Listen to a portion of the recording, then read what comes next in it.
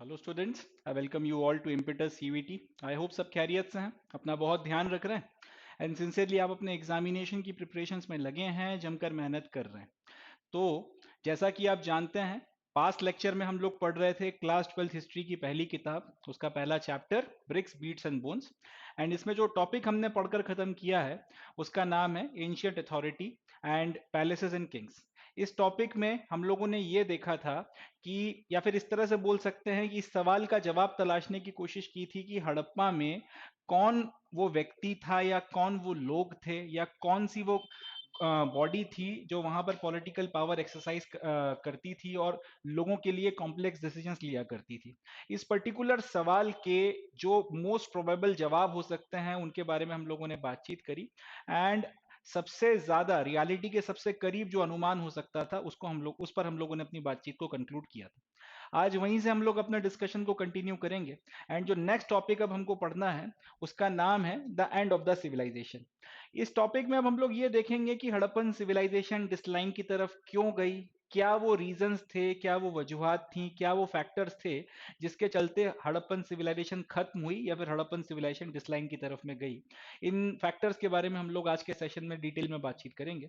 Yet again, जैसे कि पिछले लेक्चर में भी मैंने आपको बताया था कि शायद हम लोग हकीकत को कभी पूरी तरह से जान ना पाए, मगर हकीकत के सबसे ज्यादा करीब जो अनुमान हो सकता है बेसिकली हम लोग यहाँ पर वो लगाएंगे या फिर हम लोग उस पर्टिकुलर अनुमान तक पहुंचने की कोशिश करेंगे। एंशियंट अथॉरिटी के केस में भी हम लोगों ने यही किया था and end of the civilisation के केस में भी हकीकत के सबसे ज्यादा करीब जो आकलन हो सकता है उस तक पहुंचने के लिए हम लोग क्या कर सकते हैं या फिर हम लोग क्या करते हैं उसको हम लोगों ने डिस्कस करना है, उसको हम लोगों ने स्टडी करना है। तो इंटरेस्टिंग सेशन रहने वाला है and exam point of view से बहुत रेलिवेंट सेशन है, क्वेश्चंस यहां से काफी सारे पूछे जाते हैं। So now without any further ado, here we begin, शुरू करते हैं हमारा topic the end of the civilisation. There is evidence that by 1800 before Common Era, most of the mature Harappan sites in the region, such as Cholistan, has been abandoned. Simultaneously, there was an expansion of population into new settlements in Gujarat, Haryana and Western Uttar Pradesh. मतलब ये कि Harappan civilisation की जो अलग अलग settlements हैं वहां पर जो भी आर्कियोलॉजिकल एविडेंस हमको मिला और वहां पर जो फर्दर स्टडीज वगैरह आर्कियोलॉजिस्ट के द्वारा की गई, उन सबको स्टडी कर कर एक पर्टिकुलर बात हमको निकल कर आ रही है, एक अनुमान पर हम लोग पहुंच रहे हैं। हमारे पास इस चीज के एविडेंसेस हैं कि 1800 बिफोर कॉमन एरा, यानी कि लगभग आज से 3800 साल पहले के आसपास तक हड़प्पन सिविलाइजेशन की काफी सारी सेटलमेंट्स, खास तौर पे सिंध का जो चोलिस्तान इलाका है जो हाल फिलहाल कुछ वक्त तक के लिए पाकिस्तान का हिस्सा है, यहाँ पर जो ये चोलिस्तान का इलाका है यहाँ पे एंड इसके अलावा इसके आसपास की जो दूसरे सेटलमेंट्स हैं हड़प्पन की, इनको अबेंडन कर दिया गया था, लोग इनको छोड़कर जा चुके थे। इंपॉर्टेंट पॉइंट है, 1800 बिफोर कॉमन एरा यानी कि लगभग 3800 साल पहले हमको ये देखने को मिलता है कि most of the Harappan settlements, mature Harappan phase की जो साइट्स हैं, चोलिस्तान का जो इलाका है सिंध में, उसके वहां पे उसके आसपास के पोर्शन में और इसके अलावा भी कई जगहों पर हेयर एंड देयर आपको बड़े पैमाने पर यह देखने को मिलता है कि वो अपने रिहाइश के जितने भी सेटलमेंट्स थे उनको छोड़कर लोग यहां से जा चुके थे। इसी टाइम पीरियड में हमको ये भी देखने को मिलता है कि पॉपुलेशन जो थी उसका एक माइग्रेशन या फिर एक एक्सपेंशन नई सेटलमेंट्स में हो रहा था। गुजरात में नए सेटलमेंट्स के इलाके, या फिर हरियाणा हो गया या फिर वेस्टर्न उत्तर प्रदेश हो गया, यहां पर नई सेटलमेंट्स की तरफ में पॉपुलेशन आपको मूव करती हुई दिख रही है। तो दो घटनाएं हमको एक वक्त पे देखने को मिलती हैं। क्या हड़प्पन सिविलाइजेशन में जो ये चोलिस्तान का इलाका पड़ता है, इसकी बात कर ली जाए, यहां पर और इसके अलावा भी काफी सारी हड़प्पन साइट्स वगैरह को छोड़ छोड़ के 1800 बिफोर कॉमन एरा में लोग जा चुके हैं। And at the same time हमें यह देखने को मिलता है कि वेस्टर्न यूपी में, हरियाणा के इलाके में, गुजरात में कई नई जगहों पर और इसके अलावा भी कई जगहों पर नए सेटलमेंट्स बसाए जा रहे हैं, लोगों का माइग्रेशन हो रहा है और लोग नई कॉलोनीज या फिर नए सेटलमेंट्स बता रहे हैं।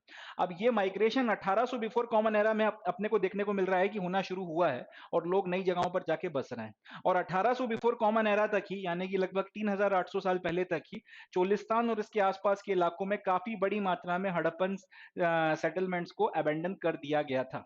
अब ऐसा भी नहीं हुआ था कि एक दिन के अंदर अंदर ये सारी की सारी सेटलमेंट्स को अबेंडन किया गया था। ये माइग्रेशन 1900 बिफोर कॉमन एरा के आसपास शुरू होता है, या फिर लगभग 3900 साल पहले यह माइग्रेशन शुरू होता है। एंड 100 सालों के अंदर अंदर ये धीरे धीरे धीरे धीरे लोग यहाँ से जाते जाते हैं।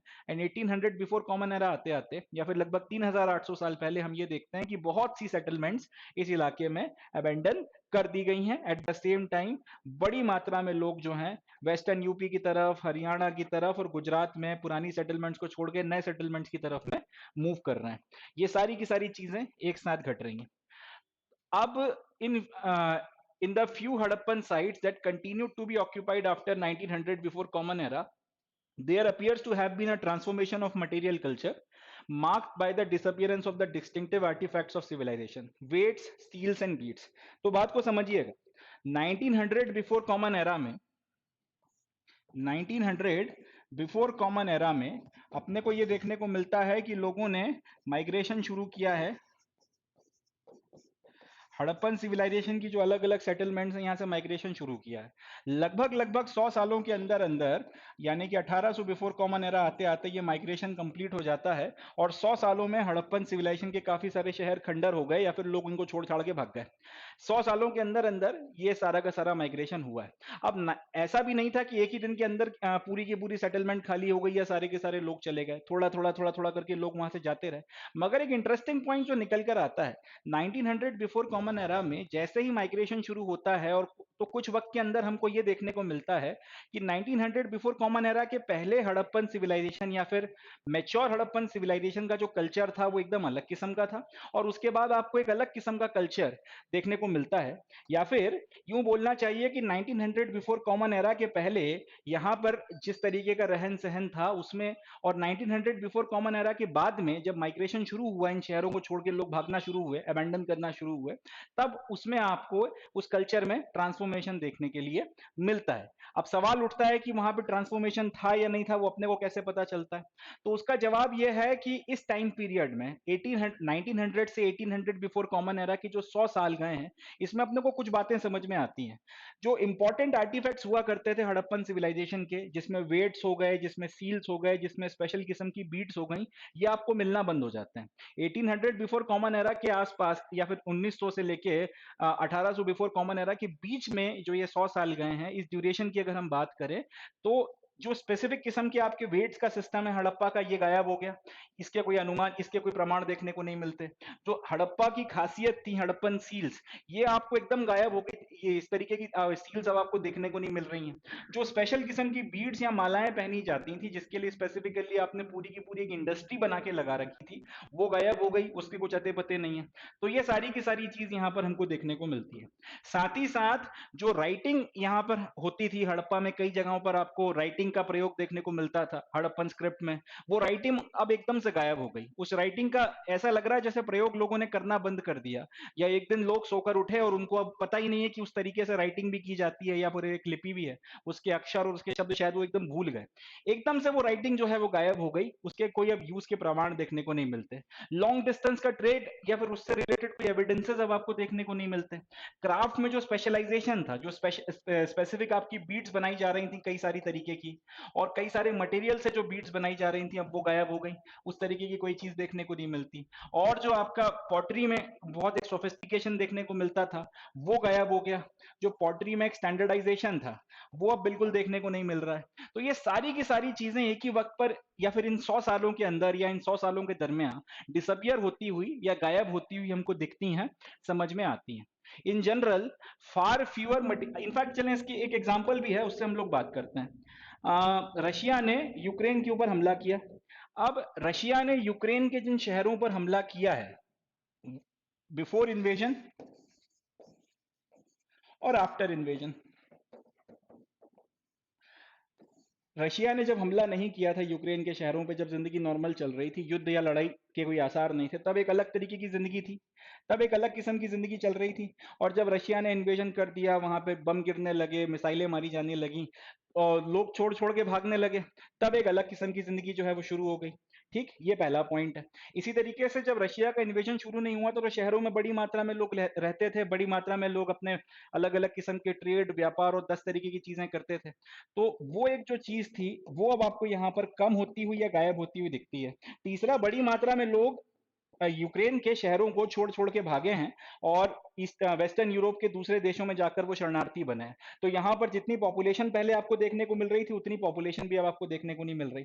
तो आज की 21वीं शताब्दी की भी अगर हम लोग बात करें, किसी शहर से अगर लोग माइग्रेट करना शुरू करते हैं तो उसके पहले, जब वो माइग्रेट नहीं कर रहे थे उसके पहले वो शहर का कैरेक्टर कुछ और होता है, और जब वो माइग्रेट कर जाते हैं, बड़ी मात्रा में लोग वहां से निकल जाते हैं, वो शहर की जो एक पूरा व्यवस्था या इकोनॉमी या फिर कल्चर में अगर एक डिफरेंस आपको देखने को मिलता है तो वो ट्रांसफॉर्मेशन पर समझ में आ जाता है। लगभग वही चीज यहाँ पर हो रही है कि 1800 से 1900 के बीच में, 1900 से 1800 के बीच में जैसे जैसे लोगों ने माइग्रेशन शुरू किया वैसे वैसे आपको वहां पे specifically weight, steel, special bead, writing, long trade, distance, ये सारी की सारी चीजें एक के बाद एक गायब होती हुई समझ में आती हैं। ठीक है। और एक चीज जो और नोट करी गई है, हिस्टोरियंस ने एक और चीज जो पकड़ी, वो ये था कि पहले हड़प्पा वाले कई सारे मटेरियल्स का इस्तेमाल कर कर कई सारी डिजाइन्स और कई सारी चीजें बनाया करते थे। अगर हम बीड्स की बात कर लें, या फिर कि बीड्स के लिए कई सारे पत्थरों का, कई सारे मटेरियल्स का, मेटल्स का, नॉन मेटल्स का इस्तेमाल किया जाता था। उसकी मदद से माइक्रो बीड बनाई जा रही है जिसके बारे में हमको आज तक नहीं पता कि वो कैसे बनाई जाती थी। और बीड्स कई सारे शेप और साइज में बनाई जा रही हैं, अलग अलग तरीके की बीड्स को फिर पिरोकर उससे बड़ी खूबसूरत मालाएं बनाई जा रही हैं। तो वो सारी की सारी चीजें अब रुक गई। अब हम लोग ये देखते हैं कि बहुत कम मात्रा में मटेरियल का इस्तेमाल किया जा, बहुत कम किस्म के मटेरियल्स का इस्तेमाल किया जा रहा है बहुत कम चीजें बनाने के लिए। पहले 10 तरीके के बीड बनते थे, अब पता चला कि सिर्फ 2 तरीके के बीड बीड बन रहे हैं। इसी तरीके से पहले पॉटरी कई सारे तरीके से की जाती थी और बड़े लेवल पर की जाती थी, अब पता चल रहा है कि पॉटरी जो है बहुत कम मात्रा में की जा रही है। इसी तरीके से लकड़ी का इसी तरीके से अगर आप मेटल वर्क की बात कर लें वहां पर, तो उसमें भी हमको कमी देखने को मिल रही है, और बाकी सारी चीजें हैं तो उसमें भी कमी देखने को मिल रही है। साथ ही साथ यहाँ पर जो कंस्ट्रक्शन की एक्टिविटीज थी, जो यहाँ पे मकान बनाना या फिर बाकी सारी चीजें हो रही थी, हाउस कंस्ट्रक्शन अगर हम स्पेसिफिक बात कर लें, तो उसमें भी जो है डिटेरियोरेशन देखने को मिलता है। हड़प्पा वालों ने जब इन शहरों को या फिर अपने सेटलमेंट्स को अबेंडन करना शुरू किया, उसके पहले इनकी जो कंस्ट्रक्शन की कैपेबिलिटीज थी या कंस्ट्रक्शन की जो टेक्निक्स थी और जो मकान ये बनाया कर रहे थे वो एकदम अलग किस्म के थे। और जैसे ही यहाँ पे अबेंडनमेंट शुरू होता है वैसे ही हमको ये देखने को मिलता है कि हड़प्पा के जो शहर हैं या फिर हड़प्पा के शहरों में जो हाउसेस का कंस्ट्रक्शन अब हो रहा है उनकी क्वालिटी बहुत ज्यादा खराब हो गई है। स्टैंडर्डाइज रेशो की ईटों का इस्तेमाल नहीं हो रहा, कच्ची पक्की कैसी भी ईटों का इस्तेमाल हो रहा है।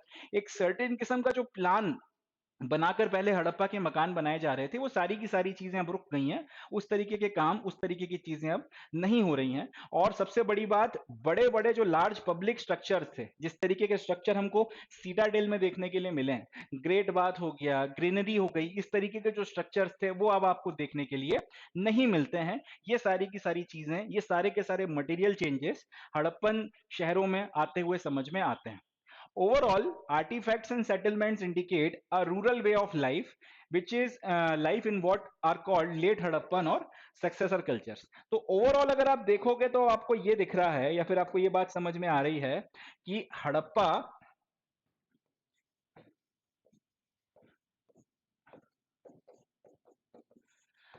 के जो शहर थे, हड़प्पन सिविलाइजेशन की जो अलग अलग शहर थे, अलग अलग सेटलमेंट्स थी, 1900 बिफोर कॉमन एरा के पहले जिस तरीके के हुआ करते थे, और 1800 बिफोर कॉमन एरा के बाद जिस तरीके के हैं, या फिर इस इन 100 सालों की भी अगर बातचीत कर ली जाए, इसमें एक ट्रांसफॉर्मेशन हमको देखने को मिलता है अर्बन लाइफ से रूरल लाइफ की तरफ।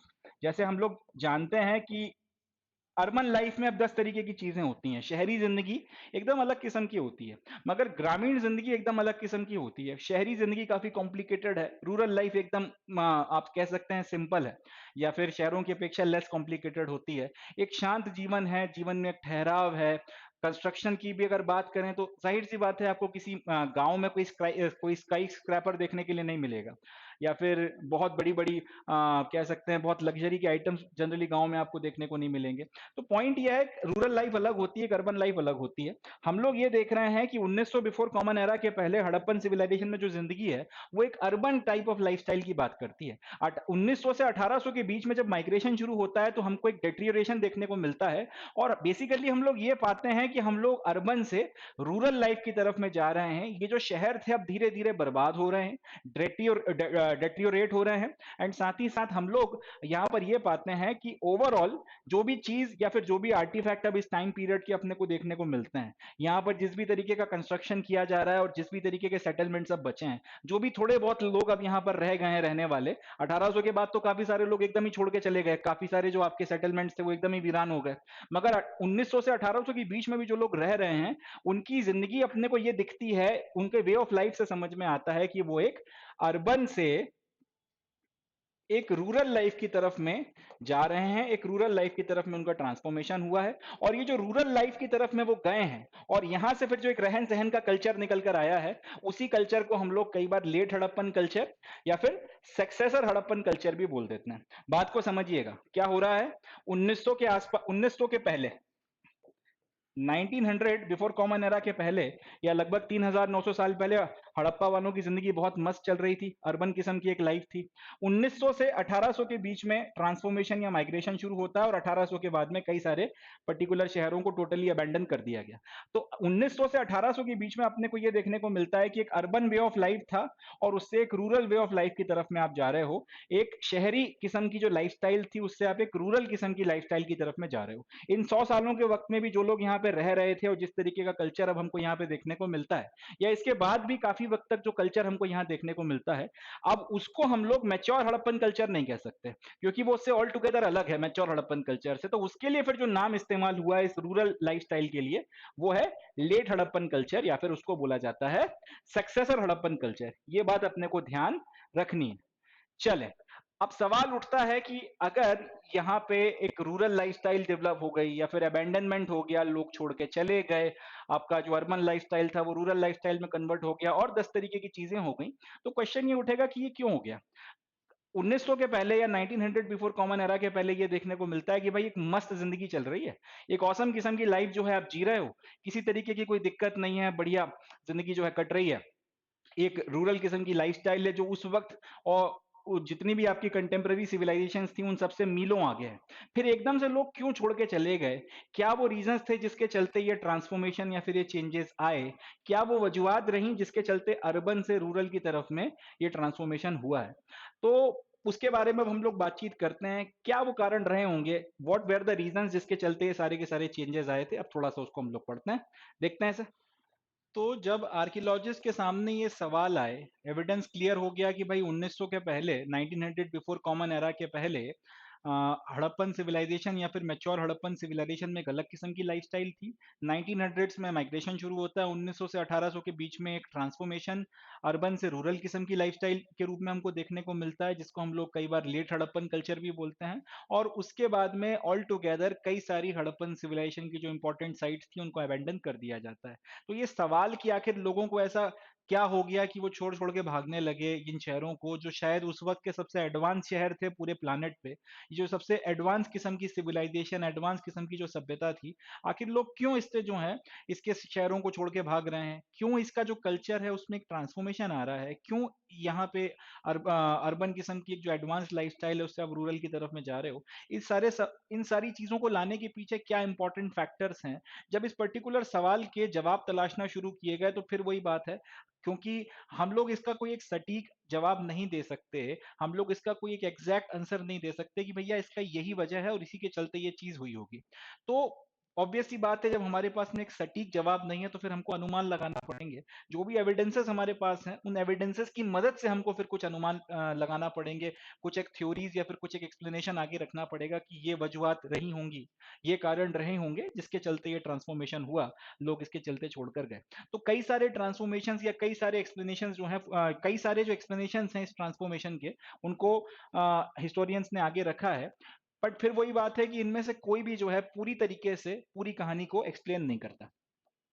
कुछ हिस्टोरियंस का मानना यह है कि यहाँ पर शायद क्लाइमेट में एक बहुत कह सकते हैं ड्रास्टिक किस्म का चेंज आया होगा, और क्लाइमेट में एक बहुत ड्रास्टिक किस्म का चेंज आने के चलते फिर लोग बाग यहाँ की जो पूरी की पूरी साइट्स हैं या फिर जो अलग अलग शहर हैं इनको छोड़ छोड़ के यहाँ से जाने लगे एंड किसी और जगह पर जाकर बसने लगे। ये बात इसलिए गले नहीं उतरती है क्योंकि हड़प्पन सिविलाइजेशन का मैप देखिए, हड़प्पन सिविलाइजेशन का जब आप पूरा मैप देखते हैं तो इतने बड़े इलाके में एक साथ कोई ऐसा ट्रांसफॉर्मेशन आ जाए मौसम में कि यहाँ पे सिर्फ इतने इलाके में रहने वाले लोग इस जगह को छोड़ छोड़ के भागने लगे और यहाँ पर आके सेटल डाउन होने लगे। ऐसा तो था नहीं यहाँ पे कि ये रेड कलर की जो मैंने लाइन बनाई है इसके इस तरफ और इस तरफ कोई बाउंड्री वॉल थी या किसी कंक्रीट किस्म की दीवार थी कि जो भी बदलाव आएगा जलवायु में वो सिर्फ इसी तरफ आएगा और इस तरफ नहीं आएगा। क्योंकि अगर लोग यहाँ से छोड़ छोड़ के भगे हैं तो at the same time Haryana में और वेस्टर्न यूपी में आके लोग बसे भी हैं। ये सारा का सारा इलाका ज्योग्राफिकली तो कंटिन्यूअस है। तो अगर कोई ट्रांसफॉर्मेशन आया होगा एटमॉस्फेयर में क्लाइमेट में तो फिर पूरे के पूरे सब कॉन्टिनेंट के या फिर इंडियन सब कॉन्टिनेंट की पूरे नॉर्थ के इलाके में आना चाहिए, जिसमें फिर ये इलाका भी इंक्लूड होता है। तो फिर अगर लोग बाग यहाँ से छोड़ के भगे हैं, यहाँ से छोड़ के भगे हैं, तो फिर यहाँ क्यों आ रहे हैं? क्लाइमेटिक चेंज अगर यहाँ पर है तो फिर यहाँ पर भी दिखना चाहिए, यहाँ पर है तो फिर यहाँ पर भी दिखना चाहिए। तो ये बात कहीं ना कहीं पूरी तरीके से शायद एक्सप्लेन नहीं करती। दो चार जगहों पे चलो आप मान भी लो कि एकदम से कुछ क्लाइमेटिक चेंजेस आ गए, कहीं पे कुछ बाढ़ आ गई, कहीं पे कुछ हो गया और लोग छोड़ छाड़ के चले गए। बट फिर वही सवाल कि इतने बड़े इलाके में इतनी बड़ी बाढ़ भी नहीं आ सकती कि पूरे के पूरे इलाके को डुबा दे या लोगों का रहना दूभर कर दे, ऐसा भी नहीं हो सकता। तो क्लाइमेटिक चेंज कई लोग बोलते हैं शायद एक फैक्टर रहा होगा, शायद एक रीजन रहा होगा, बट ये एकमात्र कारण नहीं हो सकता। दूसरा कई लोगों का कहना यह है कि शायद यहाँ पे डिफॉरेस्टेशन हुआ था, बड़ी मात्रा में लोगों ने शायद अपने शहरों में और बाकी सारी चीजों के इस्तेमाल के लिए जंगलों को काटा था, पेड़ों को काटा था, और उसके चलते यहाँ पे जलवायु बिगड़ गई। ये बात भी गले नहीं उतरती कि इतने बड़े लेवल पर डिफॉरेस्टेशन आप नहीं कर सकते। इतने बड़े लेवल पर उस टाइम पीरियड में लोगों की संख्या क्योंकि इतनी थी नहीं कि आप इतने बड़े क्षेत्र में इतने पेड़ काट दो, आप इतने बड़े इलाके में इतने पेड़ काट दो कि पूरे के पूरे क्षेत्र का इकोलॉजिकल बैलेंस डिस्टर्ब हो जाए। ये बात गले उतरने वाली है नहीं। किसी एक इलाके में, किसी दो इलाके में चलो मान भी लिया कि शायद आपने इतने पेड़ काट मारे कि वो जगह खराब हो गई और वहां पे रहा नहीं जा सकता और 10 तरीके की चीज है। बट फिर वो लोकलाइज्ड किस्म का एक फेनोमेनन होना चाहिए। पूरे के पूरे सिविलाइजेशन की का सत्यानाश हो जाए, ये गले नहीं उतर सकती ये बात।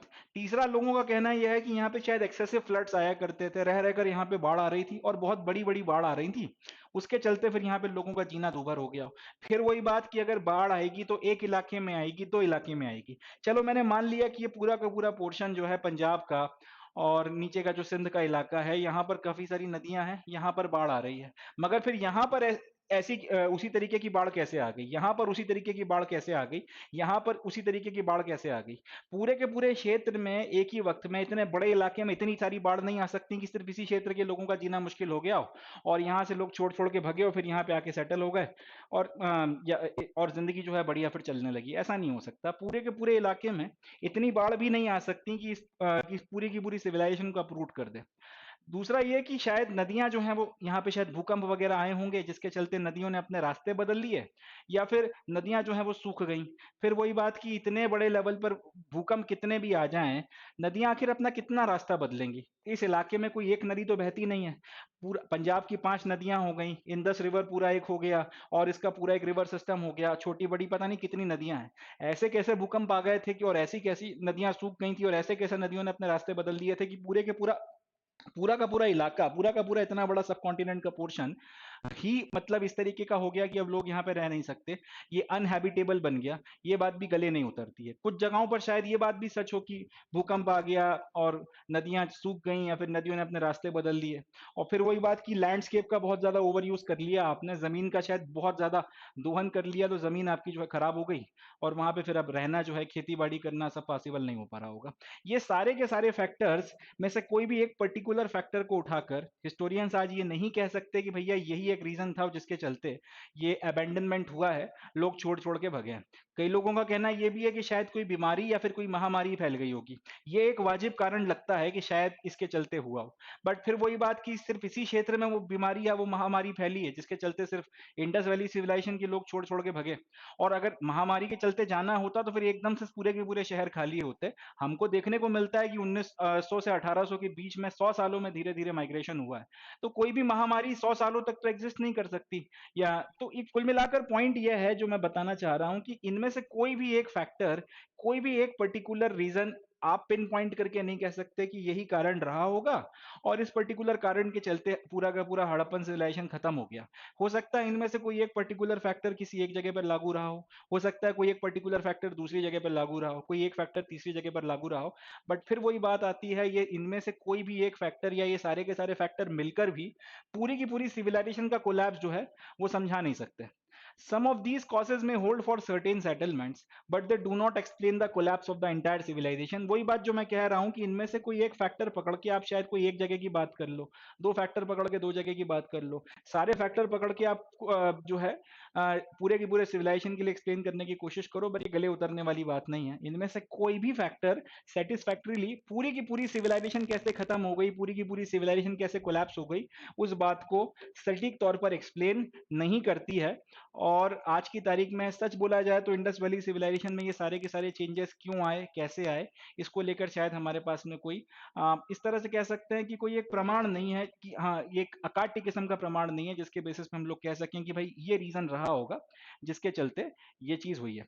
एक और इम्पॉर्टेंट फैक्टर जो हिस्टोरियंस का मानना है कि कंट्रीब्यूट किया होगा हड़प्पन सिविलाइजेशन के डिक्लाइन की तरफ में, वो ये है कि यहाँ पर जो भी स्ट्रॉन्ग यूनिफाइंग फोर्स था, या फिर जो भी आपकी हड़प्पन स्टेट थी, जो हड़प्पन अथॉरिटी थी, जो कॉम्प्लेक्स डिसीजंस ले रहे थे, पूरी की पूरी सोसाइटी को चला रहे थे, शायद वो डिसीजन लेने वाली अथॉरिटी, वो हड़प्पन स्टेट, वो जो भी रहे हो यहाँ पे रूल करने वाले रूलर्स या ग्रुप ऑफ रूलर जो भी रहे हो, शायद वो चीज खत्म हो गई।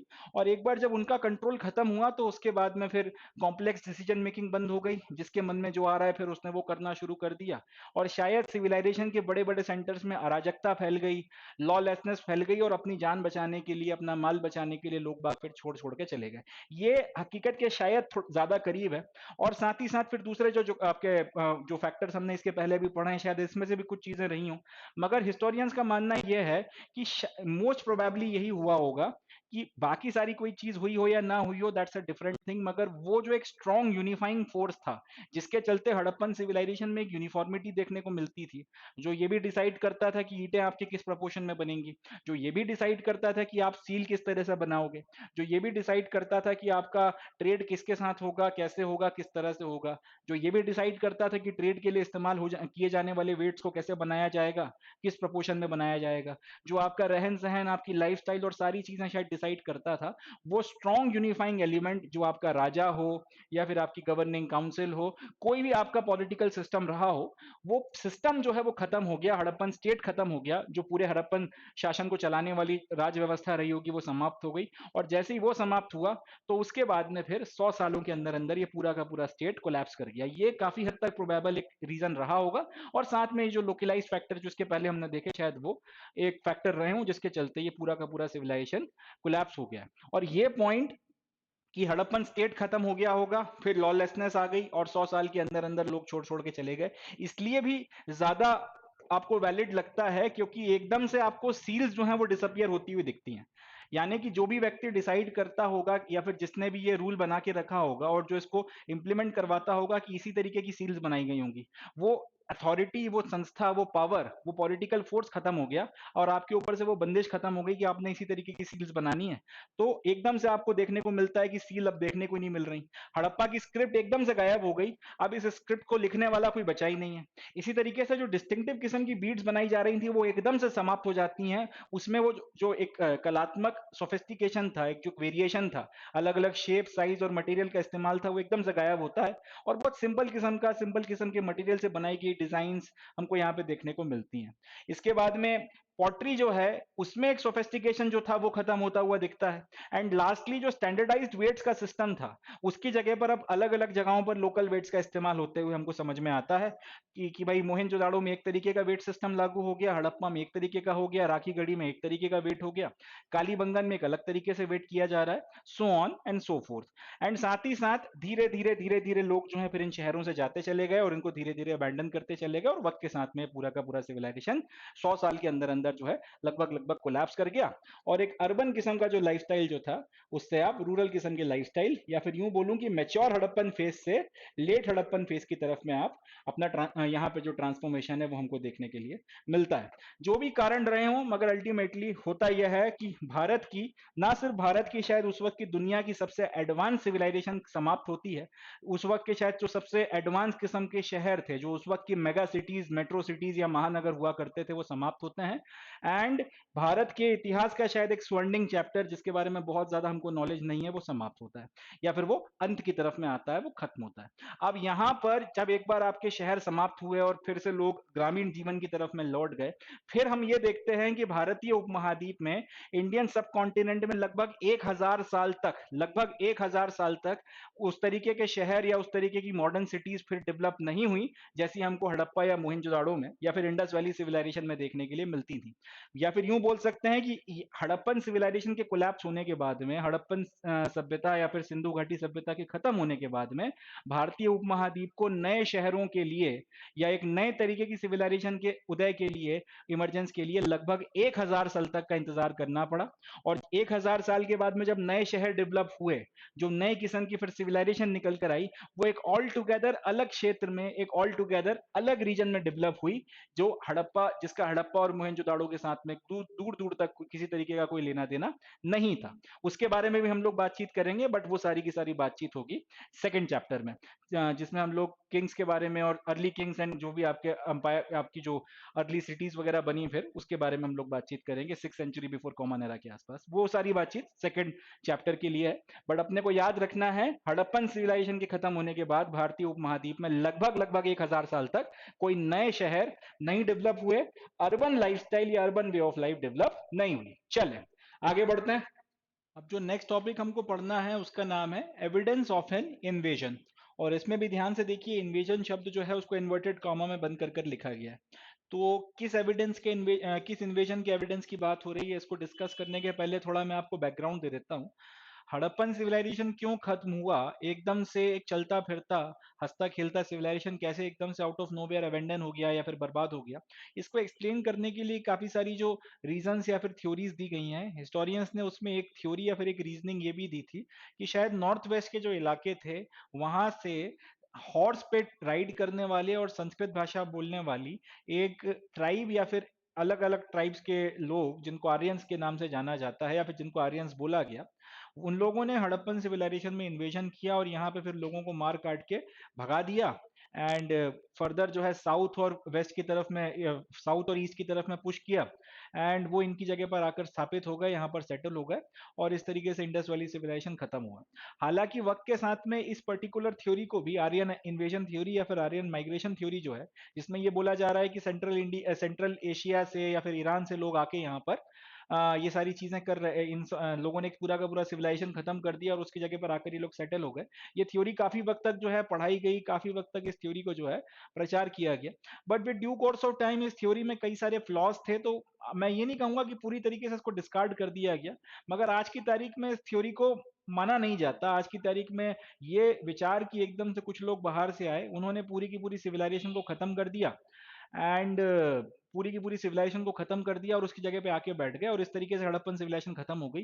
ये थॉट प्रोसेस या फिर ये जो थीसिस दी जाती है, जो आपका थ्योरी दी जाती है, इस पर्टिकुलर थ्योरी को वाइडली एक्सेप्ट नहीं किया जाता।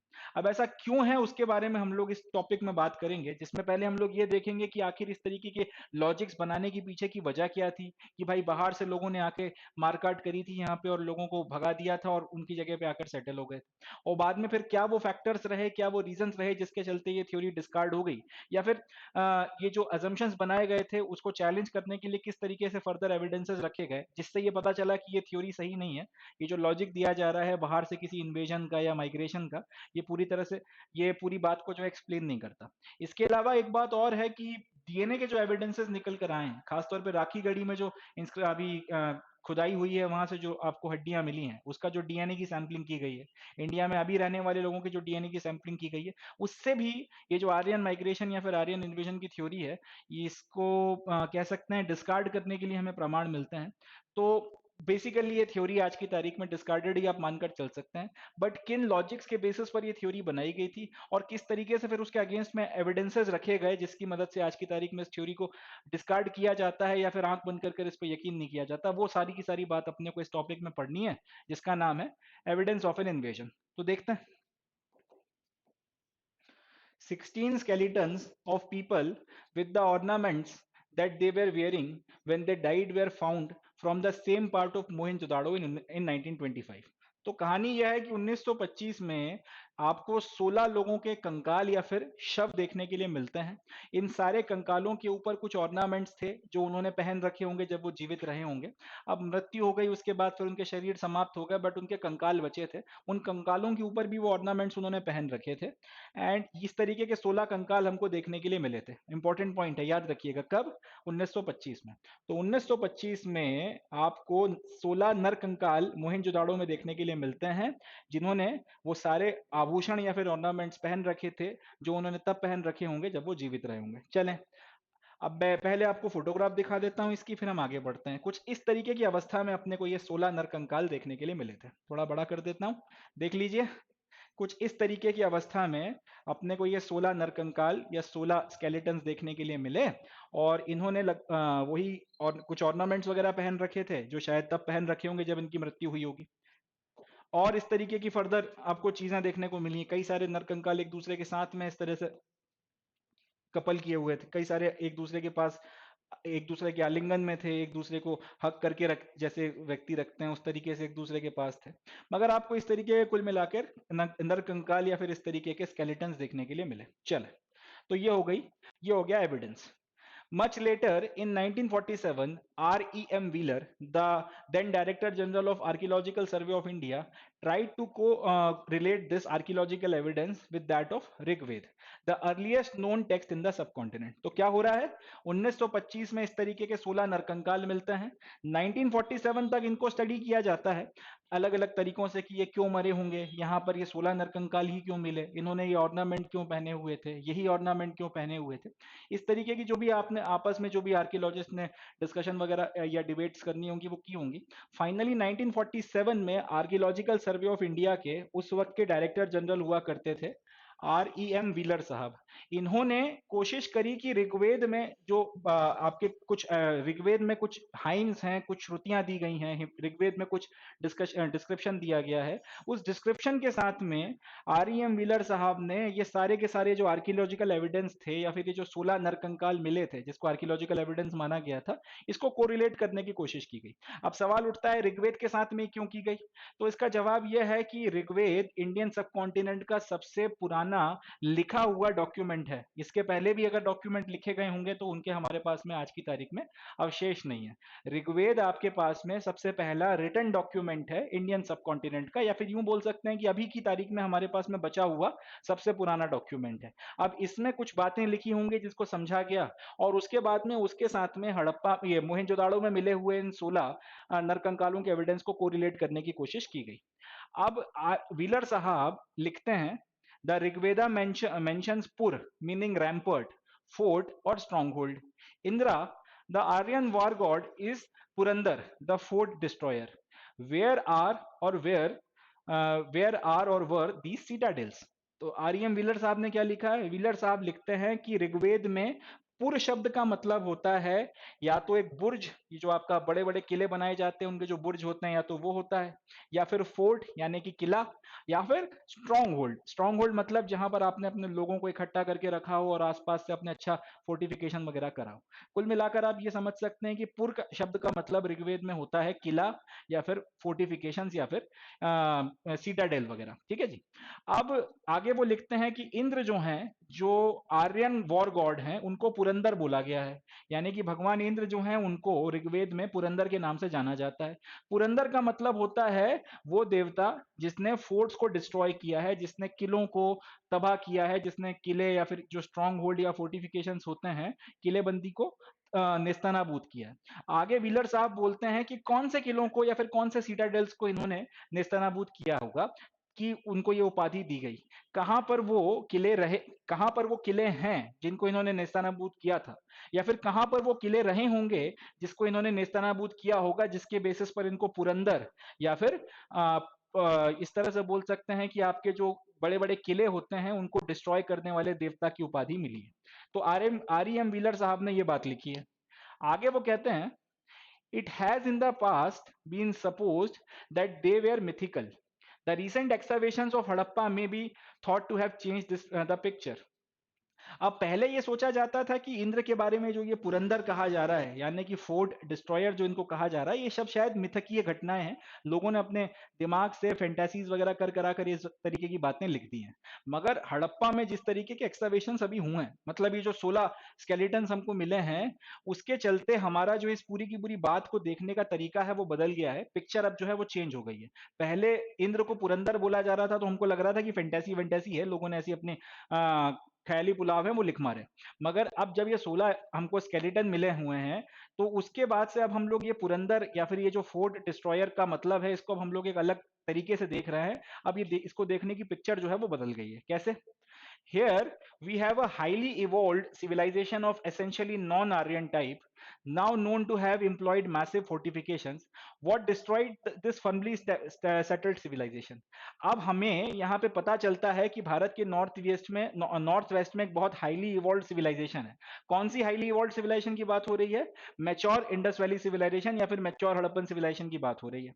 और ये जो सिविलाइजेशन है वो नॉन आर्यन टाइप है, यानी कि जो आर्यंस का रहन सहन था, जो आर्यन माइग्रेशन की थ्योरी में जिनको आर्य बोला गया है, उनके जो मकान थे, बिल्डिंग का तरीका था, उनका जो रहन सहन था, वो एकदम अलग किस्म का माना गया है।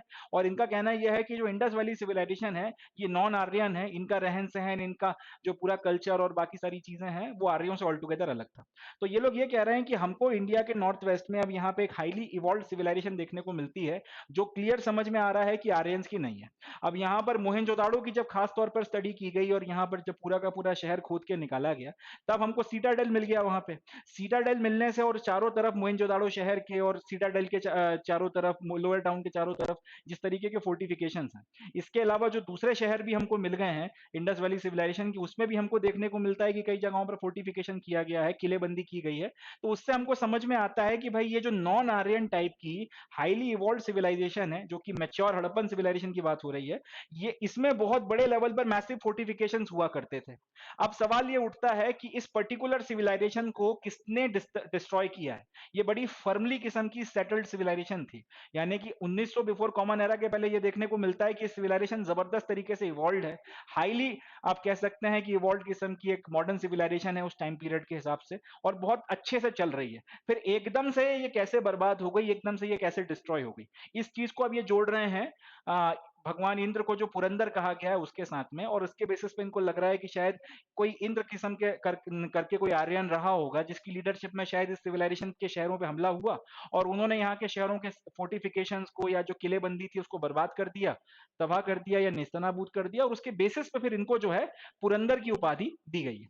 तो आगे ये बोलते हैं, climatic, economic, or political deterioration may have weakened it, but its ultimate extinction is more likely to have been completed by deliberate and large scale destruction.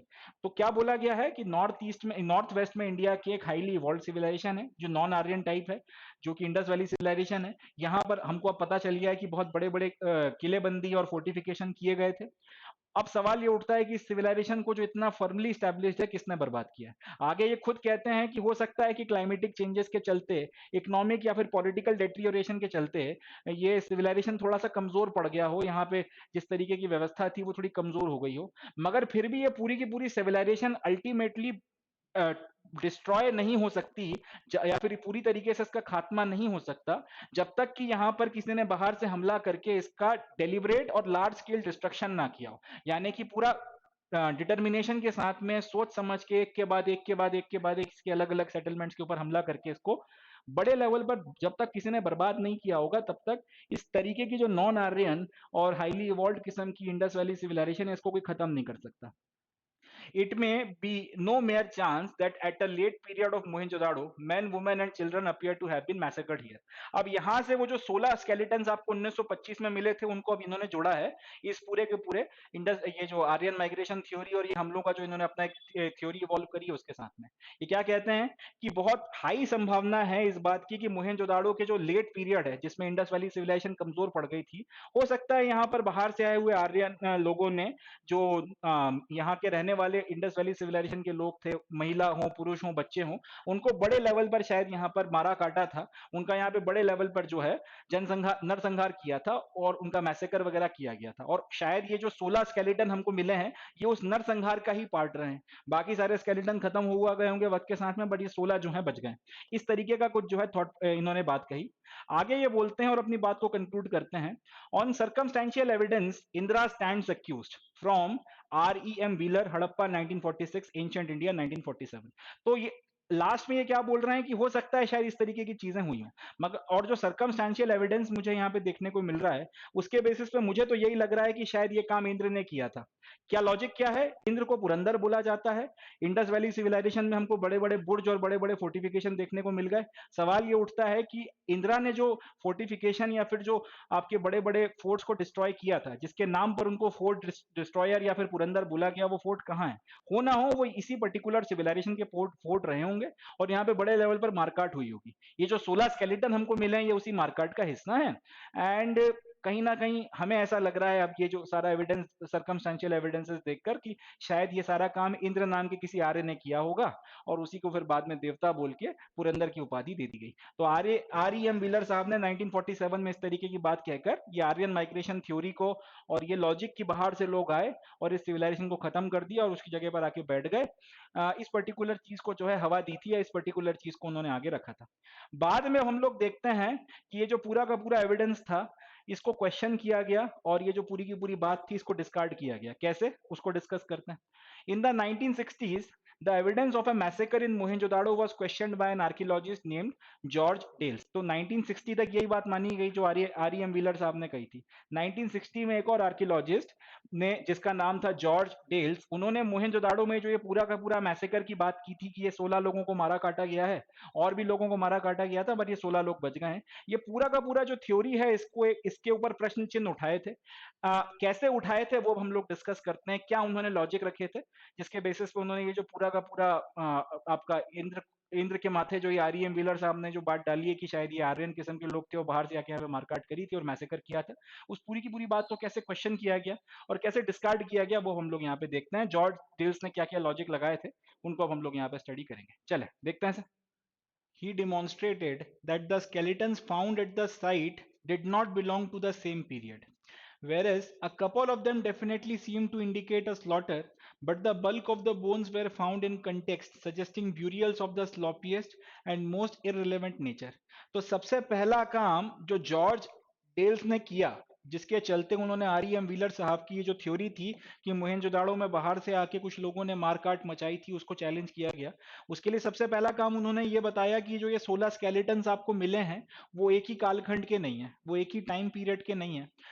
मतलब एक ही वक्त पर इन सबको मार कर उस जगह पर गाड़ा गया था ऐसा नहीं है, ये अलग अलग वक्त में इन व्यक्तियों को यहाँ पर दफनाया गया था। तो ये कहना, अब जो भी उन्होंने अपना तरीका या टेक्निक लगाकर ये साबित किया था कि भाई ये जो 16 आपको स्केलेटन्स मिले हैं इनको एक वक्त पे मारा नहीं गया था, इनको अलग अलग कालखंड में यहाँ पर लाके दफनाया गया था, जैसे ही उन्होंने ये डिमॉन्स्ट्रेट किया वैसे ही ये थ्योरी कि यहाँ पर इन सब लोगों का नरसंहार हुआ था ये डिस्कार्ड हो गई। दूसरा उन्होंने फिर बताया कि कुछ जो आपके यहाँ पर जो स्केलेटन्स मिले हैं उनको देखकर हाँ डेफिनेटली समझ में आता है कि उनको यहाँ पे मार के दफनाया गया था, मगर इसके अलावा काफी सारे स्केलेटन्स ऐसे हैं, इनफैक्ट जो मैक्सिमम स्केलेटन्स हैं वो इस तरीके के हैं जिनको देखकर समझ में आ रहा है कि उनको यहाँ पर दफनाया गया था, मृत्यु के बाद में उनको यहाँ पे दफनाया गया था। उनको पूरा उनकी बॉडी और बाकी सारी जो उनकी जो भी बोन्स वगैरह मिली हैं, जिस स्थिति में मिली है, जिस अवस्था में उनको पाया गया है, उससे क्लियर समझ में आ रहा है कि उनका यहाँ पे ब्यूरियल किया गया था, उनको यहाँ पे मरने के बाद दफनाया गया था और उनके साथ में उस तरीके का स्लॉटर नहीं हुआ है जिस तरीके के स्लॉटर की थ्योरी आप बता रहे हैं। एक तो 16 लोगों को एक साथ मार के दफनाया नहीं गया, दूसरा अगर इनमें से कुछ लोगों को मार के दफनाया भी गया है तो मैक्सिमम लोगों को यहाँ पर उनके ब्यूरियल्स वगैरह की जो भी अंतिम क्रिया थी उसके बाद में दफनाया गया है और उनकी बॉडीज को देखकर समझ में आ रहा है, उनकी जो बोन्स बची हैं उसको देखकर समझ में आ रहा है कि भाई इनका स्लॉटर नहीं हुआ था, इनका कुछ भी हुआ हो इनका उस तरीके से नरसंहार नहीं हुआ था। दूसरा, there is no destruction level covering the latest period of the city, no sign of extensive burning, no bodies of warrior clad in armour and surrounded by the weapons of war. दूसरी चीज जो उनका कहना था कि इस time period में जिस पर्टिकुलर लेवल पर जब हम लोग आगे पढ़ेंगे तो हमको पता चलेगा कि अलग अलग लेयर्स के अलग अलग लेवल होते हैं, जिससे उनके टाइम पीरियड या ड्यूरेशंस बताए जाते हैं कि ये पर्टिकुलर लेयर या फिर इस पर्टिकुलर लेवल पे मिला हुआ सामान इस ड्यूरेशन का है, इस लेयर पे मिला हुआ सामान इस ड्यूरेशन का है। तो इनका कहना ये था कि जिस लेयर या फिर जिस लेवल पर ये आपके सारे के सारे स्केलेटन्स मिले हैं, उस टाइम पीरियड में अगर हम लोग सिटी को स्टडी करेंगे, उस लेवल पर या उस लेयर में जो सिटी हमको मिली है, उस टाइम पीरियड की सिटी की मोहनजोदाड़ो सिटी को अगर स्टडी किया जाता है, तो ना तो हमको उस बड़े लेवल पर डिस्ट्रक्शन देखने के लिए मिलता है, जिस लेवल पर डिस्ट्रक्शन तब होता जब उसके ऊपर हमला किया जाता। दूसरा, उस कालखंड में हमको उस तरीके की एक्सटेंसिव बर्निंग के कोई सबूत देखने को नहीं मिलते जिस तरीके की बर्निंग होती है जब बाहर से कोई हमला करता है, आपके घरों में आग लगा देता है और 10 तरीके की चीजें होती हैं। उस तरीके का कोई एविडेंस देखने को नहीं मिलता। इसके अलावा आपको ऐसे कोई भी बॉडीज वगैरह भी देखने को नहीं मिली वॉरियर्स की जिन्होंने अपने शरीर पे कोई कवच या कोई आर्मर पहन रखा हो, या फिर इस बड़े लेवल पर जो है आपको वेपन्स नहीं मिले जिनका इस्तेमाल जिनका इस्तेमाल वॉर में किया जाता है। तो ये भी एक यहाँ से भी एक बात समझ में आती है कि जो ये थ्योरी प्रोपेगेट की जा रही है कि बाहर से आके किसी ने हमला किया था, बड़े लेवल पर मारकाट मचाई थी और उसके बाद में यहाँ पर आके फिर अपने आप को जो है स्थापित कर लिया, ये थ्योरी सही नहीं है। क्योंकि अगर बड़े लेवल पर मारकाट हुई होती तो शहर में उस तरीके की डिस्ट्रक्शन या बर्बादी मिलनी चाहिए, उसी टाइम पीरियड में या उसी कालखंड में जिस कालखंड के ये स्केलेटन्स हैं वो हुई नहीं। दूसरा, शहर में उस तरीके की आग नहीं लगाई गई, उस तरीके की बर्निंग के एविडेंसेस नहीं है।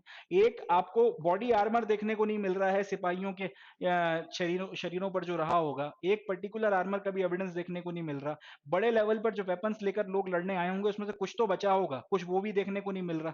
तो ये सारी चीजें बताती हैं कि जो ये आपका कहीं ना कहीं ये पर्टिकुलर जो एक थ्योरी है कि भाई यहाँ पे किसी ने हमला कर कर इस पूरे के पूरी जगह को जीत लिया था, ये बात शायद सही नहीं है। आगे फिर ये कहते हैं, the citadel, the only fortified part of the city, yielded no evidence for a final defence.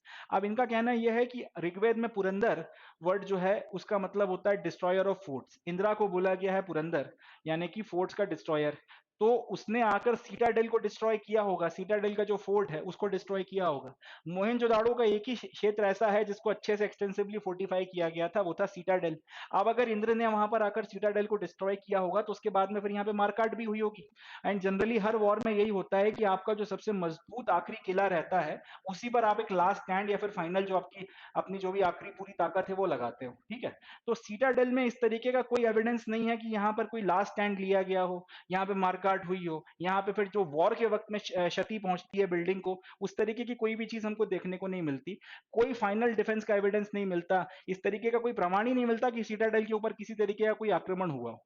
तो जीएफ डेल्स की जो भी आपकी स्टडी थी, जो भी यहाँ पर उन्होंने जो भी सारी स्टडी की थी, उसको उन्होंने उसके ऊपर एक रिपोर्ट लिखी थी, the mythical massacre at Mohenjodaro expedition 1964। 1964 में जो एक्सपीडिशन किया था उसमें जो भी उनको एविडेंस मिले थे उसके ऊपर उन्होंने रिपोर्ट तैयार करी थी। और 1947 में जो आरईएम व्हीलर की रिपोर्ट थी कि भाई यहाँ पे इंद्र या फिर आर्यंस ने आके मारकाट की थी, उन सारी चीजों को डिस्कार्ड कर दिया, बकायदा एविडेंसेस के साथ में डिस्कार्ड कर दिया। तो यहाँ से आर्यन इन्वेजन की जो थ्योरी थी उसको क्वेश्चन किया जाना शुरू किया गया। बाद में और भी फर्दर रिसर्चेस हुई और भी बाकी चीजें हुई और अल्टीमेटली आर्यन इन्वेजन की थ्योरी को काफी बड़े लेवल पर डिस्कार्ड कर दिया गया। बट इस पूरी की पूरी चीज से अपने को एक बात समझ में आती है, पहले आपको 16 स्केलेटन मिले और आपने उसको फिर जो है ऋग्वेद के साथ में जोड़कर ये बोल दिया कि यहाँ पर बाहर से लोगों ने आके मारकाट करी होगी। बाद में फिर उन्हीं 16 स्केलेटन्स को कुछ साल बाद किसी और ने स्टडी किया और फिर उसने बताया कि ये सारे के सारे स्केलेटन एक वक्त के हैं ही नहीं, कुछ लोगों को जरूर मार के यहाँ पे गाड़ा गया था बट मैक्सिमम लोगों के को यहाँ पे मार के या काट के स्लॉटर करके गाड़ा नहीं गया, उनका तो यहाँ पे ब्यूरियल हुआ है। प्लस अगर उनको मार काट के भी गाड़ा गया है तो ये अलग अलग कालखंड में गाड़े गए हैं, एक ही वक्त में अगर इनको गाड़ा भी नहीं गया, ये अलग अलग कालखंड में यहाँ पे गाड़े गए, इसका मतलब स्लॉटर की बात गलत है। दूसरा, इन्वेजन का कोई निशान नहीं मिल रहा, एक आपको हथियार नहीं मिल रहा, उस तरीके के बॉडी आर्मर और बाकी सारी चीजें नहीं मिल रही, शहर को उस तरीके से घेर के हमला किया गया होगा, बिल्डिंग्स में आग लगाई गई होगी। और आखिरी जो आपका फोर्टिफिकेशन था, जो आपने कहा था कि पुरंदर का मतलब फोर्ट डिस्ट्रॉयर होता है, इसलिए आर्यंस ने आगे मारकाट करी होगी। तो उस तरीके का जो सीटाडेल का इलाका है जहाँ पे फोर्टिफिकेशन है, जिसको डिस्ट्रॉय अगर आर्यंस ने किया था, तो डिस्ट्रॉय करने के बाद भी मारकाट हुई होगी, उसका कोई एविडेंस नहीं है। देखकर साफ समझ में आ रहा है यहाँ पे किसी तरीके का कोई लास्ट स्टैंड वगैरह हुआ नहीं है। तो इन सारी बातों से अपने को यह समझ में आता है कि वक्त के साथ में जैसे जैसे आपके देखने का नजरिया बदलता है, आपके पास में मॉडर्न टेक्नोलॉजी और एक्सकवेशन के ज्यादा बेहतर तरीके आते हैं, उससे होता यह है कि आपका जो एविडेंस है कई बार उसके री एग्जामिनेशन के बेसिस पर, उसका जो डाटा है उसके बेसिस पर आपने पहले जो इंटरप्रिटेशन लगाया था, हो सकता है अगली बार या सेकंड टाइम आपका जो इंटरप्रिटेशन हो वो एकदम उसका उल्टा हो जाए, एकदम जो है आप रिवर्स इंटरप्रिटेशन उसमें से निकाल कर लेकर आओ। तो ये भी अपने को, इससे भी अपने को एक बात समझ में आती है, आर्कियोलॉजी में या हिस्ट्री में कोई भी एक जो फाइनल आपने अगर इंटरप्रिटेशन निकाला है या फिर अगर एक फाइनल आपने एक अजम्पशन लगाया है, तो वो फाइनल नहीं है। हो सकता है वो सच के बिल्कुल भी करीब ना हो, अगली बार जो अगला नया इंटरप्रिटेशन आएगा वो हो सकता है ऑल टुगेदर अलग हो। तो सच्चाई जो है शायद हम कभी ना जान पाए, मगर होता यही है कि जैसे जैसे हम लोग मॉडर्न टेक्नोलॉजी और नए एविडेंसेस की मदद से नई रोशनी में जब हम पुराने एविडेंसेस को स्टडी करते हैं, उनका इंटरप्रिटेशन और री इंटरप्रिटेशन करते हैं, तो कई बार हमारी जो थॉट प्रोसेस है, हमारा जो उसको देखने का नजरिया है और हमारे जो अजम्पशंस हैं, हमारी जो स्टडी है, हमारी जो पूरे के पूरे जो फाइनल रिजल्ट निकल कर आते हैं, जो निष्कर्ष है, वो सब कुछ एकदम बदल जाता है, वो एकदम चेंज हो जाता है। तो ये बात अपने को यहाँ से समझ में आती है। और इससे फिर एक लास्ट बात जो मैं कहना चाहूंगा कि कोई भी अजम्पशन, कोई भी अनुमान अंतिम नहीं है। इतिहास एक्चुअल में कैसे घटा था शायद हम कभी ना जान पाएंगे। हमारी कोशिश है जितना ज्यादा हो सके सच्चाई के करीब जाने की, और हो सकता है अभी हम जिसको सच्चाई समझ रहे हो, आने वाले 8 साल में, 10 साल में ऐसी स्टडीज निकल कर आ जाएं, 20 साल में, 50 साल में, 100 साल में ऐसी स्टडीज निकल कर आ जाएं जो एकदम ही हकीकत को पलट दें। अभी हम जिसको सच मान रहे हैं, जो हम लोग स्टडी कर रहे हैं हिस्ट्री समझ के, शायद वो बदल जाए। बट यही जो है इतिहास को पढ़ने का या आर्कियोलॉजी को पढ़ने का तरीका है कि आपको जो चीजें मिलती हैं उसका इंटरप्रिटेशन और री इंटरप्रिटेशन, और उसकी मदद से हम लोग हकीकत के जो शायद सच में घटा होगा उसके ज्यादा करीब पहुंचते चले जाते हैं। यही बात अपने को यहाँ से समझ में आती है। व्हीलर ने कुछ और देखा, कुछ और इंटरप्रिटेशन किया, इसके बाद में इन्होंने कुछ और देखा, इन्होंने कुछ और इंटरप्रिटेशन किया और व्हीलर को गलत साबित कर दिया। कल को हो सकता है इनके इंटरप्रिटेशन को कोई और फर्दर आगे लेकर जाए, कोई एक नई और तरीके की थ्योरी निकल कर आए, और शायद हमको ये भी पता चल जाए कि क्यों यहाँ पे पूरा का पूरा हड़प्पन सिविलाइजेशन कोलैप्स किया था। बट तरीका यही है इसको स्टडी करने का, एंड इससे अपने को यही समझ में आता है कि शायद हकीकत हम कभी ना जान पाएंगे, मगर कोशिश हमें लगातार करनी चाहिए कि हम हकीकत के जितना ज्यादा हो सके उतना ज्यादा करीब पहुंच सके। चले आगे बढ़ते हैं। So with this we come to end of today session. आज के सेशन में बस इतना ही। तो आज के सेशन में अपन लोगों ने ये पढ़कर खत्म किया है कि हड़प्पन सिविलाइजेशन क्यों खत्म हुआ, उसको लेकर आज की तारीख में हिस्टोरियंस का क्या मानना है, क्या अनुमान है, उनको हम लोगों ने डिस्कस किया। एंड फर्दर फिर हम लोगों ने ये देखा कि किस तरीके से एविडेंसेस का इंटरप्रिटेशन और री इंटरप्रिटेशन कई बार हमारे पहले के जो अनुमान होते हैं उसको ऑल टुगेदर चेंज कर देता है। अब जो अपना नेक्स्ट लेक्चर रहेगा उसमें जो नेक्स्ट टॉपिक हमें पढ़ना है उसका नाम है डिस्कवरिंग द हड़प्पन सिविलाइजेशन। इसमें हम लोग ये देखेंगे कि आर्कियोलॉजिस्ट को हड़प्पन सिविलाइजेशन आखिर मिला तो कैसे मिला, और जब ये मिल गया तो उन्होंने फिर कैसे डिसाइड किया, उनको कैसे पता चला, कैसे उन्होंने ये निष्कर्ष निकाला कि भाई ये जो है एक बहुत एंशंट सिविलाइजेशन के अवशेष हमको मिले हैं, और फाइनली फिर उन्होंने इसका नाम इंडस वैली सिविलाइजेशन या फिर हड़प्पन सिविलाइजेशन क्यों रखा, कैसे रखा, इन सारी चीजों के बारे में हम लोग बातचीत करेंगे। ये भी अपने आप में बहुत इंटरेस्टिंग है, क्योंकि हड़प्पन सिविलाइजेशन की जब तक खोज नहीं हुई थी उसके पहले ये माना जाता था कि भारत का इतिहास 6th century before common era के आसपास से शुरू होता है, एंड भगवान बुद्ध या फिर गौतम बुद्ध के साथ में इसको शुरू किया जाता था। मगर जब इंडस वैली सिविलाइजेशन की खोज हो गई तो पता चला कि भारत का इतिहास तो इससे और पीछे जाता है, और कम से कम कुछ नहीं तो 4,500 से 5,000 साल पुरानी इंडियन हिस्ट्री है अगर इंडियन सिविलाइजेशन की बात की जाए तो। ये अपने आप में एक बहुत इंटरेस्टिंग बात है, और इसके चलते इंडियन पास्ट की अगर हम बात करें तो एक बड़ा कह सकते हैं ग्लोरियस चैप्टर जो है वो निकल कर आता है कि जिस जमाने में यूरोप की बात कर ली जाए या किसी और जगह की बात कर ली जाए, लोग बिल्कुल सिविलाइज नहीं थे। उस जमाने में भारत में इतनी एडवांस किस्म की सिविलाइजेशन जो है सांस ले रही थी, एग्जिस्ट कर रही थी, एंड उस वक्त की दूसरी सिविलाइजेशन वगैरह की कंपैरिजन में बहुत आगे निकल गई थी। तो इन सारी चीजों के बारे में हम लोग बातचीत करेंगे इस टॉपिक में जिसका नाम है discovering the Harappan civilisation. But ये सारी की सारी बातें नेक्स्ट लेक्चर में। तब तक के लिए अपना बहुत ध्यान रखें, खुश रहें, पॉजिटिव रहें। इस चैनल को सब्सक्राइब करें। आपके दूसरे फ्रेंड्स जो क्लास 12 के बोर्ड एग्जाम्स की प्रिपरेशन कर रहे हैं, सीवीटी की तैयारी कर रहे हैं, या किसी ऐसे कॉम्पिटिटिव एग्जामिनेशन के लिए पढ़ रहे हैं जिसमें एंशिएंट हिस्ट्री पूछी जाती है, उनको भी इसके बारे में बताएं, और जितना हो सके उतना इस वेंचर से फायदा उठाएं। तो मिलता हूं आपसे नेक्स्ट सेशन में, तब तक के लिए थैंक यू एंड जय हिंद।